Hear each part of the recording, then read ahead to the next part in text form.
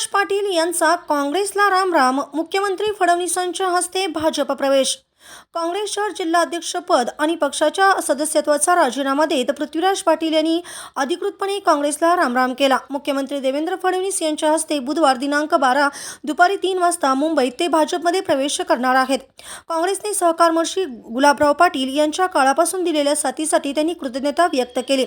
सोमवारी रात्री त्यांच्या भाजप प्रवेशावर शिक्कामोर्तब झाला.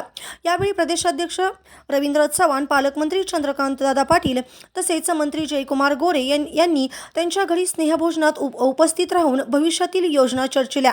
यापूर्वी त्यांनी मुख्यमंत्री फडणवीस यांच्यासोबत सांगली फर्स्ट उपक्रमाबाबत चर्चा केली होती आणि त्याला आता गती देण्याचे आश्वासन मिळाल्यानंतर पक्षप्रवेशाचा निर्णय पक्का झाला.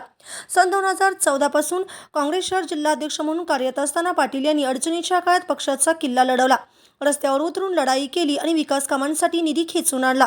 2 वेळा विधानसभा निवडणूक लढवून सांगलीकरांचा विश्वास संपादन केल्याची आठवण त्यांनी काढली. ते म्हणाले, मी काल काँग्रेसमध्ये होतो, आज भाजपमध्ये असेल, मात्र माझ्यासाठी सांगलीचे हित हेच सर्वप्रथम असेल. काँग्रेसने दिलेल्या संधीचा मी ऋणी आहे.